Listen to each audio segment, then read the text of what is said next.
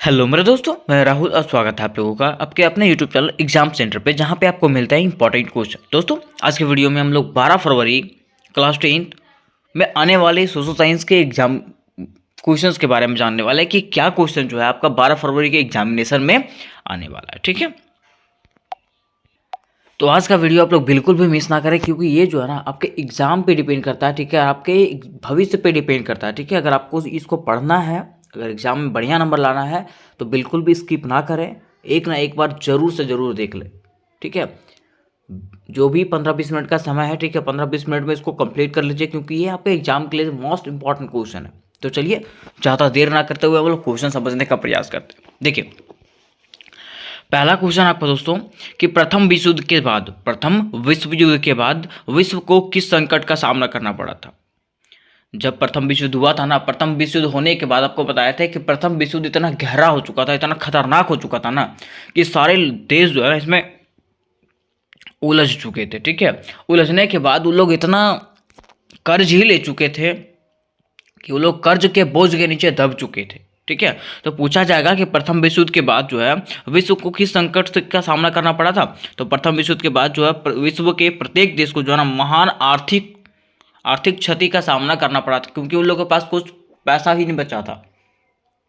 सब जो है सारे देश जो है ना कर्ज के नीचे दब चुके थे। ठीक है, तो पहला हो जाएगा आर्थिक क्षति के नीचे। ठीक है, फिर देखिए दूसरा क्वेश्चन पूछता है कि जॉबर कौन थे। दूसरा क्वेश्चन क्या पूछता है, जॉबर कौन थे। ठीक है, देखिए जॉबर कौन था कि जॉबर जो है एक ऐसा व्यक्ति होता था ना, एक पुराना कर्मचारी होता था। क्या होता था, पुराना कर्मचारी होता था, जो क्या करता था, गांव से शहर में आदमियों को लाता था काम करने के लिए। गांव से शहर लाता था आदमी लोग को काम करने के लिए। ठीक है, देखिए बताया गया है कि जॉबर कोई पुराना और विश्वस्त कर्मचारी होता था। वह अपने गांव से लोगों को लाता था और उन्हें शहर में बसने के लिए सहायता करता था। कौन, जॉबर। समझ गए ये। अब देखिए तीसरा क्वेश्चन है कि जीवाश्म ऊर्जा के उदाहरण थे। जीवाश्म ऊर्जा का उदाहरण क्या क्या है, तो क्या क्या है, कोयला, पेट्रोलियम तथा प्राकृतिक गैस जो है ना जीवाश्म ऊर्जा के उदाहरण है। क्वेश्चन नंबर 4 की बात करें, लिखा हुआ किसी दो राष्ट्रीय राजनीतिक दल का नाम बताएं। दो राष्ट्रीय राजनीतिक दल का नाम बताना, ये एमसीक्यू क्वेश्चन में आपका आ सकता है। ठीक है, तो देखिए पहला है भारतीय जनता दल।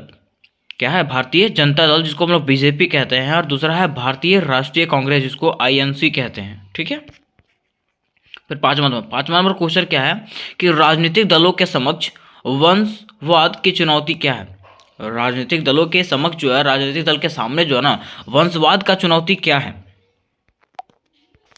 तो देखिए वंशवाद कहने का मतलब है कि वंश के आधार पे वहाँ पे चलता है कार्यक्रम। ठीक है, जैसे कि मान लीजिए कि कोई राजनीतिक दल में जो ना एक बड़ा आदमी खड़ा है वहाँ पे। ठीक है, तो बड़ा आदमी खड़ा है तो वो चाहता है कि अपने परिवार वालों जितना है उन लोग को भी अपने परिवार में हम ले आए, मतलब ये नेतागिरी में ले आए। ठीक है, तो वही बताया जाता है कि राजनीतिक दलों के अधिकतर नेता जो है ना राजनीति में ऊंचे ऊंचे पदों पर जाने के बाद अपने करीबी रिश्तेदारों और नज़दीकी सदस्यों को स्थान दे देते हैं, जिसके कारण क्या होता है कि कई बार अनुभवहीन लोग जो है ना ऊंचे पद पर पहुंच जाते हैं, जिसको कोई कार्य करना आता नहीं है। ठीक है, तो इससे हम लोगों को प्रॉब्लम झेलनी पड़ती है।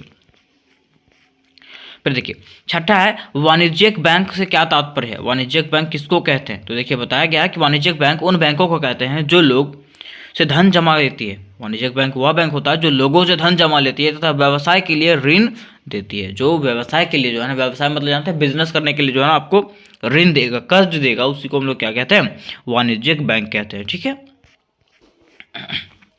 अब देखिए सातवां में है कि वैश्वीकरण क्या है। सातवां में क्या है, वैश्वीकरण क्या है, तो बताया गया है कि विश्व के विभिन्न देशों के बीच अर्थव्यवस्था के परस्पर जुड़ाव को वैश्वीकरण कहते हैं। मतलब विश्व के सारे देशों के साथ जो है ना संबंध बना करके रखना, कि क्या कहलाता है, वैश्वीकरण कहलाता है। ठीक है, फिर देखिए क्वेश्चन नंबर 8 में क्या लिखा हुआ, कॉर्न लॉ से आप क्या समझते हैं। कॉर्न लॉ क्या था, कॉर्न लॉ क्या था, तो कॉर्न लॉ एक कानून था। बताया जाता है कि 18वीं शताब्दी के अंतिम दशकों में सरकार ने बड़े भूस्वामी के दबाव में कानून पास करके मक्के के आयात पर रोक लगा दिया था। ठीक है, 18वीं शताब्दी में क्या हुआ था कि भूस्वामियों के दबाव के कानून के बारे में हुआ था कि वहाँ पे मक्के के आयात पर रोक लगा दिया गया था। जिस कानून की सहायता से जो है ना मक्के की आयात पर लोग रोक लगाए गए थे, उसी कॉर्न लॉ कहा जाता है। और जिस कानून के तहत जो है मक्के की आयात पर जो है रोक लगाया गया था, मक्का मतलब समझते हैं ना, भुट्टा। ठीक है, उसके आयात पर रोक लगाया गया था ना, उसी को हम लोग क्या कहते हैं, कॉर्न लॉ कहते हैं। ठीक है, फिर देखिए बताया जाता है कि 9वां क्वेश्चन में है कि सूरत बंदरगाह जो है 18वीं सदी के अंत तक हाशिए पर पहुंच गया था।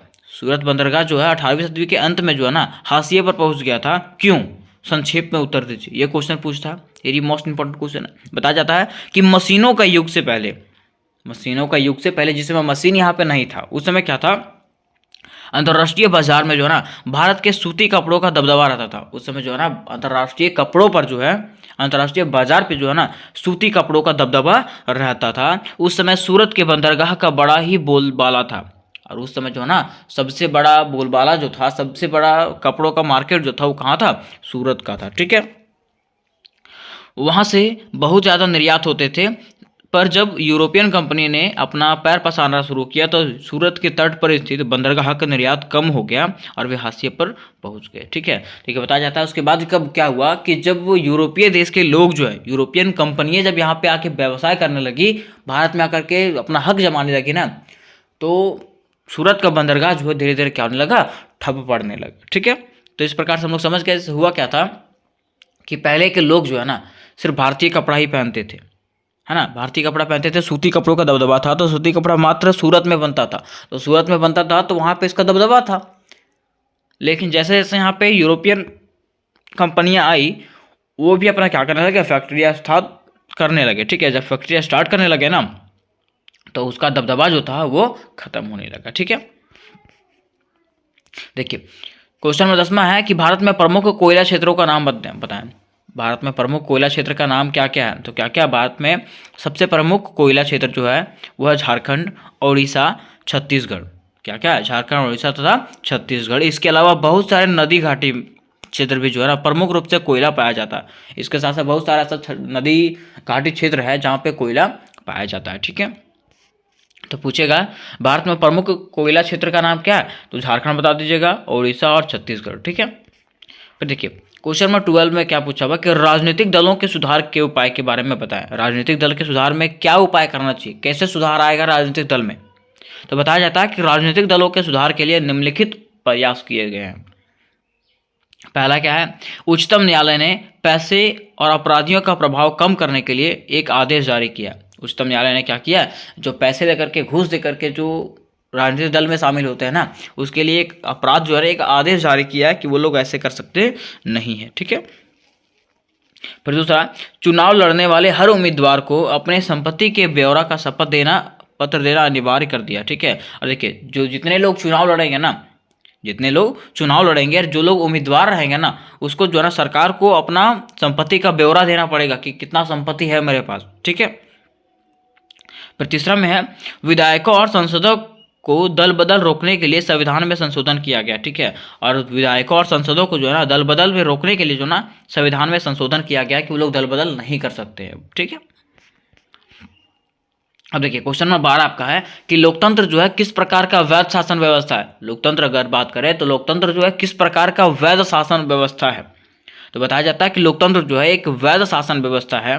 लोकतंत्र में जनता के समर्थन के बिना कोई भी सरकार नहीं बन सकती। देखिए अगर लोकतंत्र की बात करें, लोकतंत्र मतलब क्या होता है, जनता का सरकार, है ना, जहाँ पे जनता के बिना जो है ना कोई भी कार्य नहीं हो सकता। कोई भी सरकार जो है ना, अगर सरकार का चुनाव होता है तो बिना जनता की अनुमति का कोई भी सरकार को चुनाव नहीं होगा। और यह जो संभव है किसमें संभव है, सिर्फ लोकतंत्र में ही संभव है। ठीक है, देखिए बताया जाता है कि जब कोई सरकार अल्पमत में आ जाती है तो उसे त्यागपत्र देना पड़ता है और उसकी वैधता खत्म हो जाती है। ठीक है, तो इस तरह से आपको बताना है कि लोकतंत्र का मतलब क्या होता है। अब देखिए, अब हम लोग आते हैं, ये वायरल टाइप का क्वेश्चन है आपका, है ना, मतलब ये फिक्स टाइप का क्वेश्चन है कि ये क्वेश्चन आएगा तो आएगा। अब देखिए उधर तो आपका जो भी हो गया ये एमसीक्यू टाइप का क्वेश्चन था, मैंने आपको बता दिया। लेकिन देखिए अगर आपका एग्जाम में जो पूछता है ना, क्वेश्चन नंबर 33 से लेकर के 50 तक जो है ना आपको सब्जेक्टिव क्वेश्चन पूछता है। कहाँ तक, 33 से लेकर के 50 तक आपको सब्जेक्टिव क्वेश्चन पूछता है। तो चलिए हम लोग सब्जेक्टिव क्वेश्चन को जान लेते हैं कि 33 से 50 तक में आपका किस किस तरह का क्वेश्चन आ सकता है। ठीक है, देखिए बताया क्या है, कॉर्न लॉ क्या है, कॉर्न लॉ क्या है, इसे क्यों समाप्त किया गया और इसको क्यों समाप्त किया गया, इसकी संपत्ति का क्या परिणाम हुआ, इसके समाप्ति का क्या परिणाम हुआ। देखिए मैंने आपको बताया था कि कॉर्न लॉ क्यों लागू हुआ था, तो मक्के पर जो है ना लागू हुआ था, ये मक्का पर, ठीक है। तो देखिए बताया जाता है कि ब्रिटेन में मक्का का आयात पर रोक लगा दिया गया था, इसे ही कॉर्न लॉ कहा जाता है। जब ब्रिटेन में मक्का के आयात पर रोक लगा दिया गया था तो इसको ही क्या कहते हैं, कॉर्न लॉ के नाम से जाना जाता है। इस लॉ के कारण जो है ना ब्रिटेन में खाद्य पदार्थ के दाम बहुत बढ़ गए थे।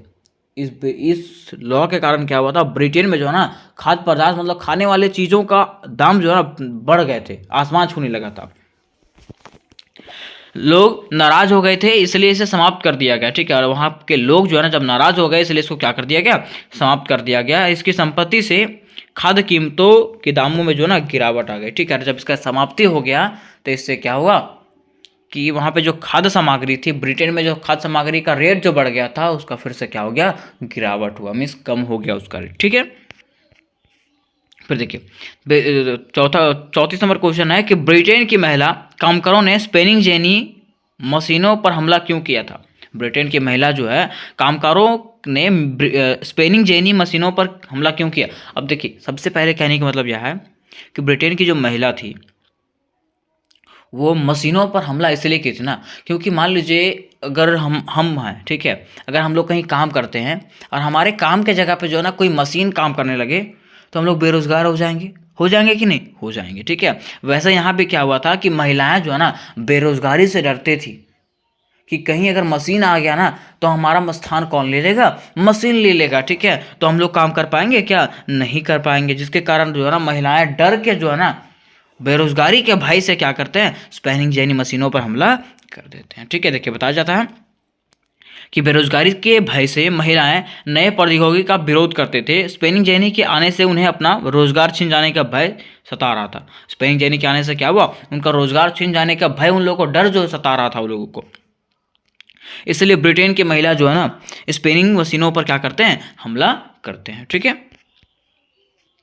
फिर देखिए 35 नंबर क्वेश्चन है कि दबाव समूह और राजनीतिक दल में क्या अंतर है। दबाव समूह और राजनीतिक दल में क्या अंतर है। ठीक है, देखिए बताया जाता है कि दबाव समूह का लक्ष्य जो होता है ना सत्ता पर प्रत्यक्ष नियंत्रण करके अथवा हिस्सेदारी करने का नहीं होता, जबकि राजनीतिक दल का लक्ष्य होता है कि सत्ता पर प्रत्यक्ष नियंत्रण करके सरकार बनाना या विरोधी दल के रूप में जो है ना सरकार पर नियंत्रण रखना होता है। देखिए दबाव समूह क्या होता है कि उसका लक्ष्य तो होता है कि सत्ता पर प्रत्यक्ष नियंत्रण करना, लेकिन हिस्सेदारी नहीं करना, है ना। लेकिन राजनीतिक दल क्या करता है कि वो सत्ता पर प्रत्यक्ष नियंत्रण भी करेगा और सरकार भी बनाएगा। ठीक है, और विरोधी दल के रूप में कार्य भी करेगा। ठीक है, अब देखिए क्वेश्चन नंबर 36 है कि सत्ता की साझेदारी के विभिन्न रूपों का वर्णन करें। सत्ता के साझेदारी का विभिन्न रूपों का वर्णन करें। बताया जाता है कि सत्ता में साझेदारी विभिन्न रूपों में होती है। सत्ता में साझेदारी जो है ना विभिन्न रूपों में होती है, जैसे कि सत्ता का क्षैतिज वितरण, सत्ता का ऊर्ध्वाधर वितरण, विभिन्न सामाजिक समूहों में सत्ता का बंटवारा आदि। ये सब जो है ना सत्ता के साझेदारी के विभिन्न रूप हैं। ठीक है, आगे है जैव विविधता से आप क्या समझते हैं। जैव विविधता किसको कहा जाता है और जैव विविधता का विशिष्ट क्षेत्र किसे कहा जाता है। जैव विविधता का विशिष्ट क्षेत्र किसे कहा जाता है। बताया जाता है कि हमारे पृथ्वी पर विभिन्न प्रकार के पेड़ पौधे तथा जीव जंतु पाए जाते हैं। हमारे पृथ्वी पे जो है ना विभिन्न प्रकार के पेड़ पौधे और जीव जंतुएं पाए जाते हैं। ठीक है, पेड़ पौधे जीव जंतुओं में इसी अंतर को जैव विविधता कहते हैं, और पेड़ पौधे के जीव जंतुओं में जो है ना इसी अंतर को जो है ना जीव विविधता कहते हैं। वनों को जैव विविधता का विशिष्ट क्षेत्र कहा जाता है। वनों को जो है ना जैव विविधता का क्या कहा जाता है, विशिष्ट क्षेत्र कहा जाता है। ठीक है, फिर देखिए अगला क्वेश्चन है क्वेश्चन नंबर 38, उदारीकरण से आप क्या समझते हैं। उदारीकरण किसको कहते हैं। बताया गया है उदारीकरण का अर्थ जो है ना ऐसा नियंत्रण में ढील देना या जिससे आर्थिक विकास को बढ़ावा मिले। उदारीकरण का कहने का मतलब है जिससे हमारा विकास हो, जिससे हमारा आर्थिक विकास होना, उसी को हम लोग क्या कहते हैं, उदारीकरण कहते हैं। ठीक है, अब देखिए 39 नंबर क्वेश्चन में आपको आएगा कि निम्नलिखित में से किन्हीं दो पर टिप्पणियां लिखें। निम्नलिखित में से किन्हीं दो पर टिप्पणी लिखें। इसमें से 3 को आपको दिया हुआ रहेगा, इसमें से 2 आपको लिखना रहेगा। ठीक है, अब देखिए इसमें से जालियांवाला बाग हत्याकांड के बारे में मैंने आपको बताया था, वो क्वेश्चन अगर आप लोग देखे होंगे तो ठीक है, नहीं तो अभी भी देख लीजिए आप। ठीक है, देखिए बताया जाता है कि जालियांवाला बाग हत्याकांड भारतीय इतिहास में एक कलंकित घटना है। अमृतसर के जालियांवाला बाग में जब एक भीड़ शांतिपूर्ण तरीके से इकट्ठा हुई थी तो ब्रिटिश सरकार ने उस पर गोलियां चलवा दी, जिसमें अनेक निर्दोषों और निहत्थे लोगों मारे गए थे। हुआ क्या था कि वहाँ जो लोग हैं ना जालियांवाला बाग में जो है लोग रॉलेट एक्ट का विरोध करने के लिए जो है ना एकत्रित हुए थे, और वहाँ पे उसमें बैसाखी का भी मेला लगा हुआ था।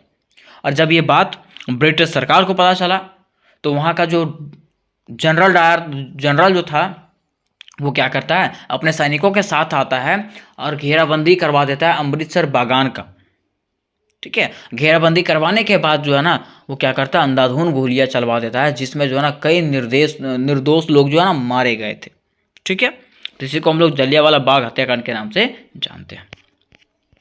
आगे देखिए, आगे पूछा जाएगा रॉलेट एक्ट। रॉलेट एक्ट क्या था? तो मैंने आपको बताया कि वहाँ पे रॉलेट एक्ट एक ऐसा कानून था ना जिसको शक के आधार पे लोगों को गिरफ्तार कर लिया जाता था।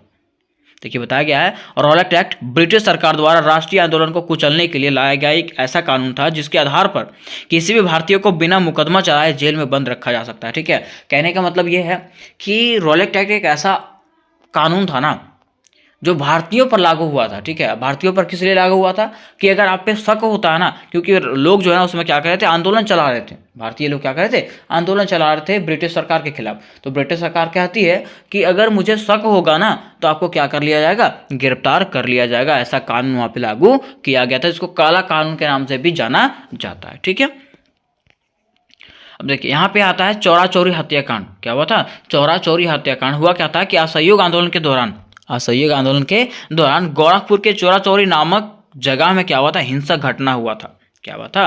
गोरखपुर के चौरा चौरी नामक जगह में हिंसक घटना हुआ था। और ये घटना क्यों हुआ था? तो जब असहयोग आंदोलन चलाया गया था महात्मा गांधी के द्वारा, तो उसके दौरान क्या हुआ था, महात्मा गांधी को गिरफ्तार कर लिया गया।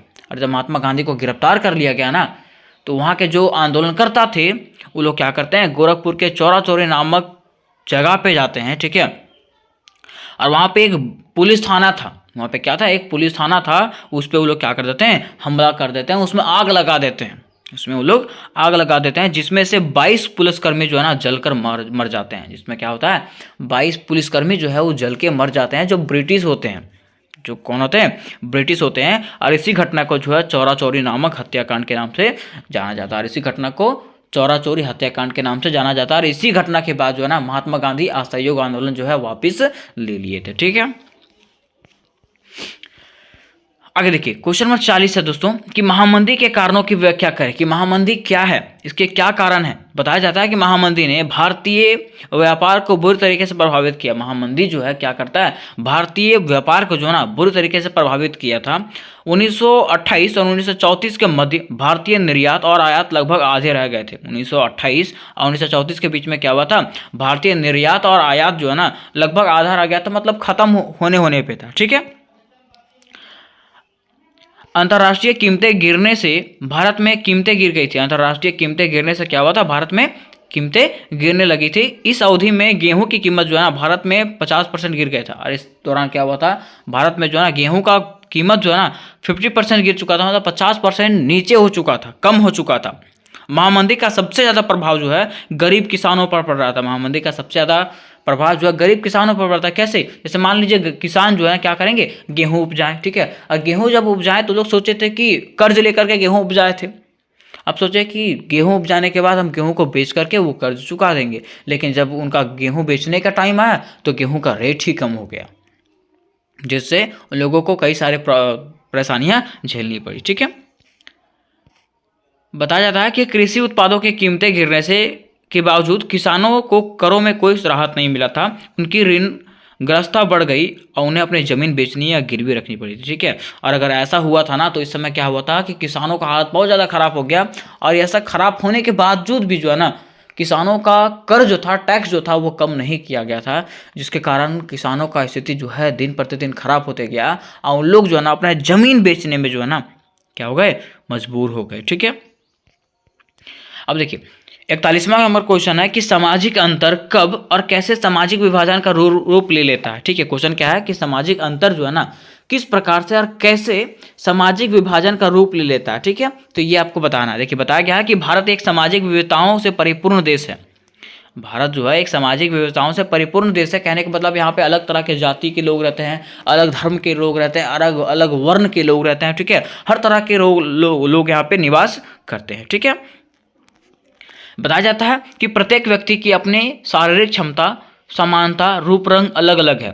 सभी का व्यवसाय, पढ़ाई के विषय, खेल या सांस्कृतिक गतिविधियां अलग अलग होती है। इसका चुनाव लोगों को अपनी पसंद पर निर्भर करता है। इन्हीं सामाजिक विद्रोह के कारण सामाजिक समूह बनते हैं। अच्छा, सामाजिक असमानताएं विद्रोह का रूप ले लेती है तो सामाजिक विभाजन हो जाता है। देखिए होता क्या है कि हम लोग सब जानते हैं हमारे समाज में जो ना कई तरह के धर्म के लोग, कई तरह के जाति के लोग रहते हैं, ठीक है। और जितने भी जाति के लोग रहते हैं, जितने भी धर्म के लोग रहते हैं ना, उन लोग का मान्यता अलग अलग होता है, ठीक है। और उनके मान्यताओं के कारण, उनके रहन सहन के कारण क्या होता है, यहाँ पे सामाजिक विभाजन का कारण बन जाता है। लोग जो है ना अलग अलग समूह बना लेते हैं, ठीक है। उसी को हम लोग सामाजिक विभाजन के नाम से जानते हैं, ठीक है।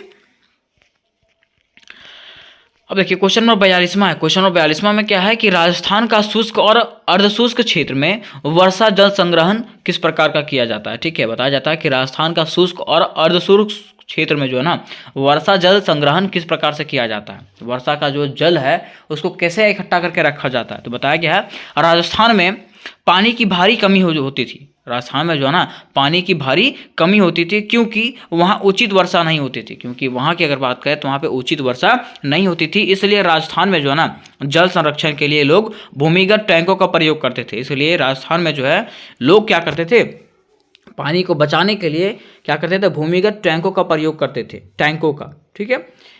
इसे मुख्य रूप से जो ना घर के आंगन में बनाया जाता था। और ये टैंक को जो ना मुख्य रूप से कहाँ बनाया जाता था, घर के आंगन में बनाया जाता था। और ये भूमिगत टैंक जो ना पाइपों से जुड़ा होता था, ठीक है। पाइप छत से जुड़े होते थे ताकि बरसात का सारा पानी जो है ना इन पाइपों के सहारे जो है टैंकों में जमा हो जाए, ठीक है। राजस्थान में लोग जो है ना छत पर भी वर्षा जल संग्रहण करते थे। शुष्क तथा अर्धशुष्क क्षेत्रों में खेतों को वर्षा वाले भंडारण क्षेत्र में बदल था, ठीक है। इस प्रकार से जल का संरक्षण किया जाता। तो कहने का मतलब ये है ना कि वहाँ के लोग जो है, राजस्थान के लोग जो है ना जल संग्रहण करने के लिए क्या किए थे, तो भूमिगत टैंकों का प्रयोग किए थे। मतलब भूमि के नीचे जो ना टंकी बनाए थे जो छत से जुड़ा हुआ होता था, ठीक है। और वहाँ से रिलेटेड होने के बावजूद जब पानी छत से आता था ना तो वो भूमिगत टैंकों में वो जमा हो जाता था, ठीक है। ये क्वेश्चन हो गया आपका। अगला क्वेश्चन देखिए, क्वेश्चन नंबर 43 में क्या है कि चावल की खेती के लिए आवश्यक भौगोलिक दशाओं का वर्णन करें। कि अगर चावल की खेती के लिए किस प्रकार का भौगोलिक स्थिति होना चाहिए, वहाँ पे क्या क्या उसके लिए नेसेसरी चीज़ है। तो देखिए बताया गया है कि चावल भारत की प्रमुख खाद्य फसल है। अगर चावल की बात करें तो ये जो है ना भारत का एक प्रमुख खाद्य फसल है। इसे उगाने के लिए जो है ना दो आवश्यक भौगोलिक परिस्थिति निम्नलिखित है। इसको उगाने के लिए जो है दो प्रकार की भौगोलिक स्थितियाँ जो है ना क्या बोलते हैं, इंपॉर्टेंट है, ठीक है, जरूरी है। तो वो क्या क्या है, पहला है कि 25 डिग्री सेल्सियस से 30 डिग्री तक का तापमान होना, ठीक है। अगर चावल की खेती करना है तो वहाँ पे तापमान कैसा होना चाहिए, 25 डिग्री सेल्सियस से 30 डिग्री का तापमान वहाँ पे होना चाहिए, ठीक है। दूसरा कि 100 सेंटीमीटर से 150 सेंटीमीटर का वर्षा होना चाहिए। 100 सेंटीमीटर से 150 सेंटीमीटर का वर्षा वहाँ पे होना अनिवार्य होना चाहिए, ठीक है। फिर तीसरा है जलोढ़ और दोमट मिट्टी का होना। तीसरा क्या है, जलोढ़ और दोमट मिट्टी का होना है। वहाँ पे जो जिस मान लीजिए आप धान उगाते हैं, चावल उगाते हैं, तो वहाँ का मिट्टी कैसा होना चाहिए, जलोढ़ होना चाहिए और दोमट मिट्टी होना चाहिए, ठीक है। फिर देखिए चौथा है उष्ण और आर्द्र जलवायु होना चाहिए। वहाँ पर जलवायु जो है ना उष्ण होना चाहिए और आर्द्र जलवायु होना चाहिए, ठीक है। फिर देखिए आगे है समतल भूमि होनी चाहिए। भूमि कैसा होना चाहिए, समतल होना चाहिए ताकि ज़्यादा दिनों तक जो है ना पानी इकट्ठा रह सके, ठीक है। ताकि क्या हो सके, ज़्यादा दिन तक पानी जो है इकट्ठा रख सके, ठीक है।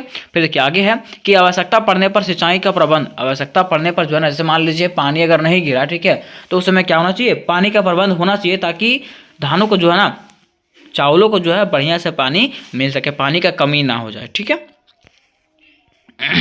अब देखिए 44वां नंबर क्वेश्चन है कि वस्तु विनिमय की कठिनाइयों का वर्णन करें। वस्तु विनिमय, देखिए पहले क्या होता था दोस्तों, वस्तु विनिमय कहने का मतलब है ना कि वस्तुओं के बदले में वस्तु दिया जाता था। पहले पैसा नहीं चलता था, लोग वस्तु के बदले में क्या करते थे, वस्तु ही दिया करते थे। तो वही बताया गया है कि वस्तु विनिमय की कठिनाइयाँ जो है निम्नलिखित है। पहला है दोहरे संयोग का अभाव। इस प्रणाली में व्यक्तियों को ऐसे व्यक्ति की खोज में भटकना पड़ता था जिसके पास उसकी आवश्यकता की वस्तु हो और वह व्यक्ति अपनी वस्तुओं के बदले में स्वयं उसे मनुष्य को वस्तु लेने को तैयार हो, ठीक है।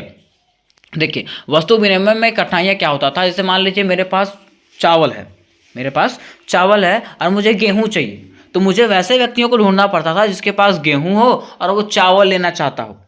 अगर मेरे पास पैसे रहते तो मैं क्या करता, गेहूं खरीद लेता, लेकिन मेरे पास पैसे तो नहीं थे, मेरे पास चावल थे और मुझे क्या करना था, गेहूं खरीदना था। तो मुझे ऐसे व्यक्तियों को ढूंढना पड़ेगा जिसके पास क्या हो,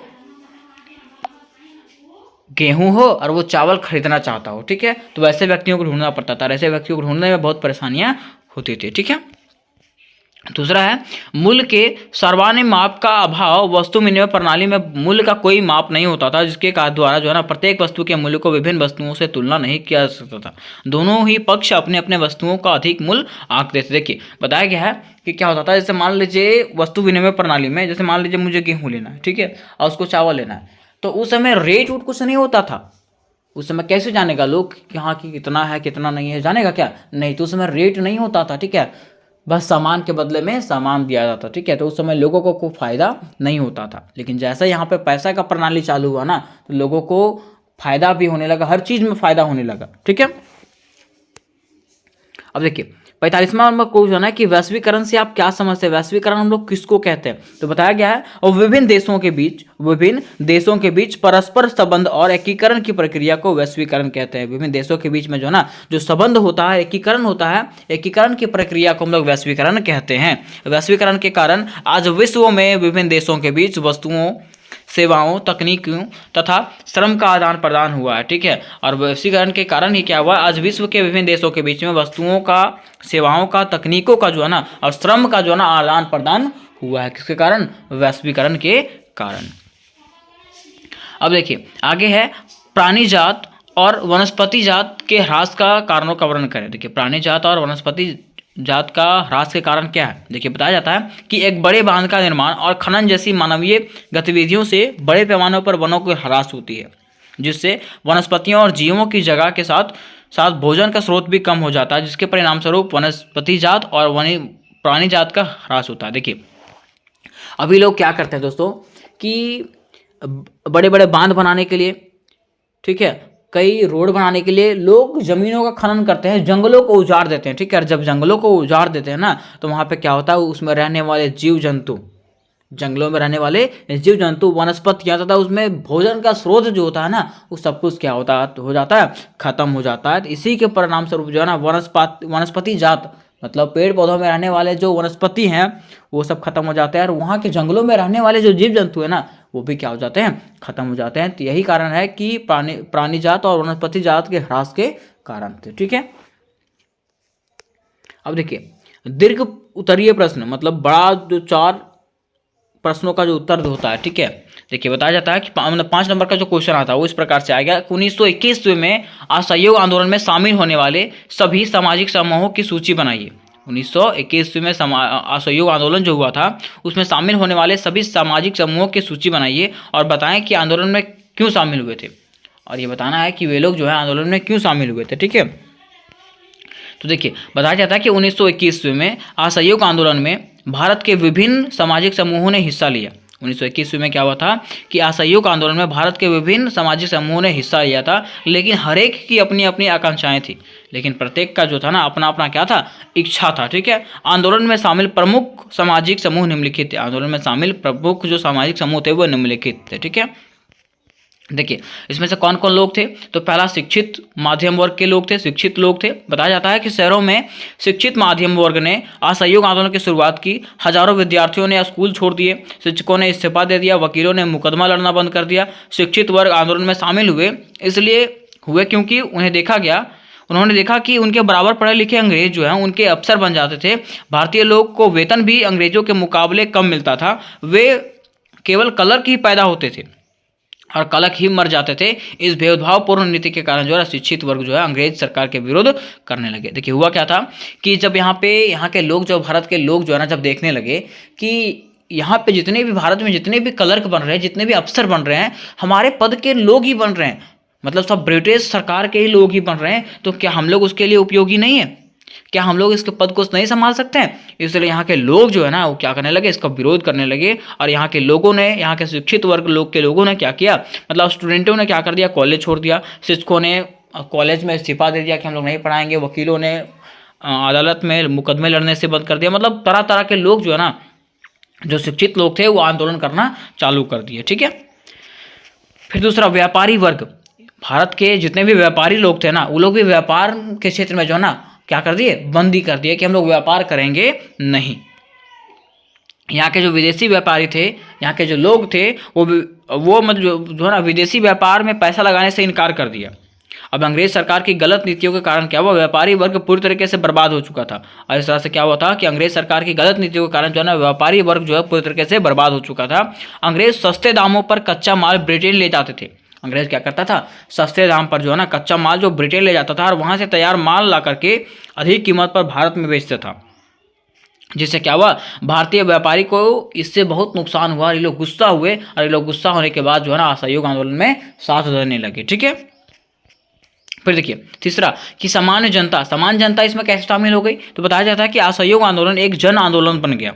असहयोग आंदोलन जो है एक जन आंदोलन बन गया था, क्योंकि आम जनता ने विदेशी कपड़ों तथा चीज़ों का बहिष्कार किया। क्योंकि आम जनता ने क्या किया था, विदेशी कपड़ों और चीज़ों का बहिष्कार किया था। शराब की दुकानों की पिकेटिंग और विदेशी कपड़ों का होली जलाया था। ठीक है, यहाँ के लोगों ने क्या किया कि शराब की दुकानों का जो है ना पिकेटिंग कर दिया था और विदेशी कपड़ों का जो है ना होलिका जला दिया था, मतलब बहिष्कार कर दिया था, पूर्णतः बहिष्कार कर दिया था, विदेशी चीज़ों का बहिष्कार कर दिया था। आम जनता अंग्रेजों के अत्याचार से दुखी थी। आम जनता जो थी ना अंग्रेजों के अत्याचार से अत्यंत दुखी थी, इसलिए उन्हें क्या कर दिया, बढ़ चढ़ करके असहयोग आंदोलन में भाग लिया था। किसने, यहाँ की जनता ने। ठीक है, आगे देखिए क्वेश्चन नंबर 48 है। बताया जाता है कि भारतीय संदर्भ में सत्ता की साझेदारी का एक उदाहरण देते हुए एक युक्तिपरक एक नैतिक कारण बताएं। क्या बताया गया कि भारतीय संदर्भ में सत्ता की साझेदारी का एक उदाहरण देते हुए क्या करना है, एक युक्तिपरक जो है ना एक नैतिक कारण बताना है। ठीक है, देखिए बताया गया है युक्तिपरक कारण वे होते हैं ना जो सोच समझ करके लिया गया तर्क होता है और जिन्हें लाभ हानि को सामने रख करके अपनाया जाता है। मतलब ऐसा युक्तिपरक ऐसा कारण होता है ना, ऐसा चीज़ होता है जिसको सोच समझ करके अपनाया जाता है और इसको लाभ और हानि दोनों सामने रख करके अपनाया जाता है कि हमको लाभ भी हो सकता है और हानि भी हो सकता है। ठीक है, देखिए पहला है कि सत्ता की साझेदारी विभिन्न समुदाय के बीच टकराव को कम करती है। सत्ता की साझेदारी क्या करती है, विभिन्न समुदाय के बीच में टकराव जो होता है उसको कम करता है। दूसरा, या भेदभाव को कम करता है। दूसरा क्या करता है, ये भेदभाव को भी कम करता है। ठीक है, तीसरा, विभिन्न विविधताओं को अपने में समेट लेती है। विभिन्न विविधताओं को क्या करता है, अपने में समेट लेता है ये। ठीक है, फिर चौथा है कि सत्ता में लोगों की भागीदारी बढ़ाता है। सत्ता में लोगों की भागीदारी ये बढ़ाता है। ठीक है, तो इस प्रकार से ये हो गया आपका युक्तिपरक कारण।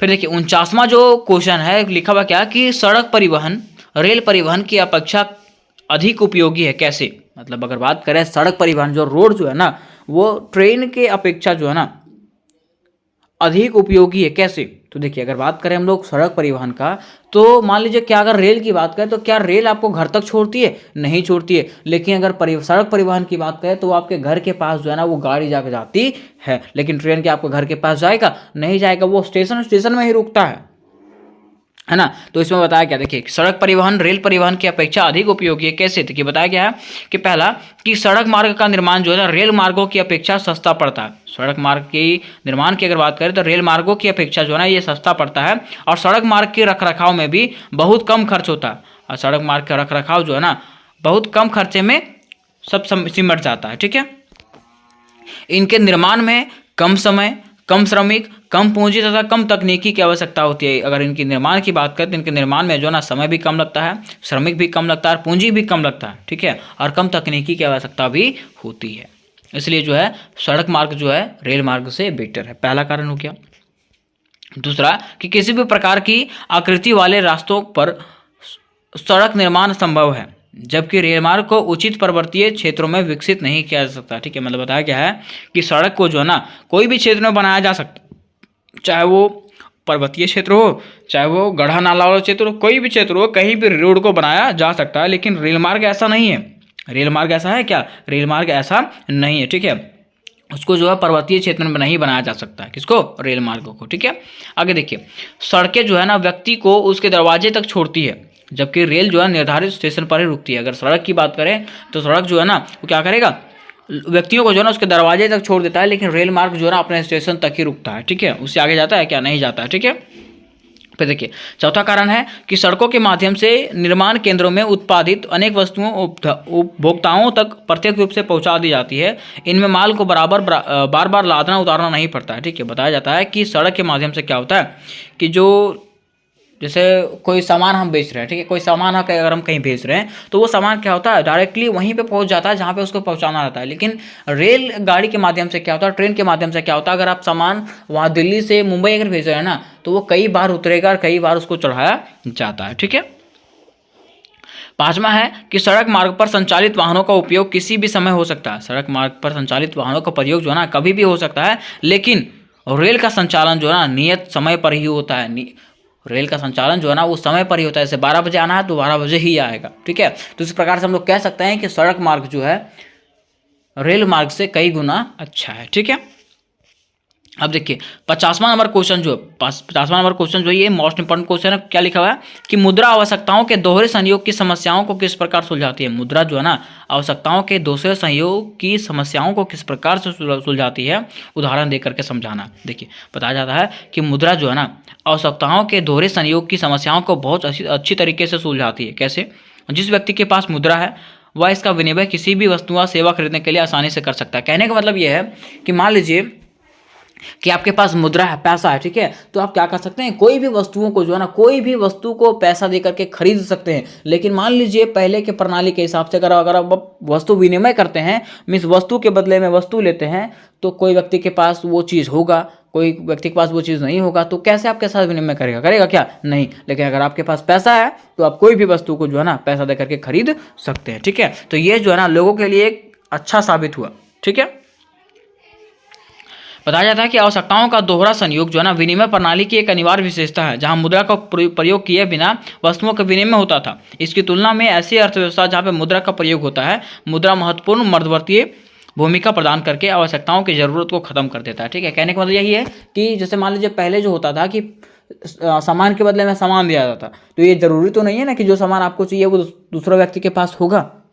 लेकिन अगर आपके पास पैसा है तो पैसा के बदले में वो सामान आपको मिल जाएगा, ठीक है। तो इस प्रकार से ये जो है ना दोहरे संयोग की आवश्यकताओं को पूरा करने में सक्षम है। तो उम्मीद करते हैं दोस्तों कि ये सारे क्वेश्चन आपको समझ में आ गए होंगे, और ये अगर सारे क्वेश्चन आप पढ़ लेते हैं ना तो इसी से रिलेटेड आपके क्वेश्चन आने वाले एग्जामिनेशन में, ठीक है।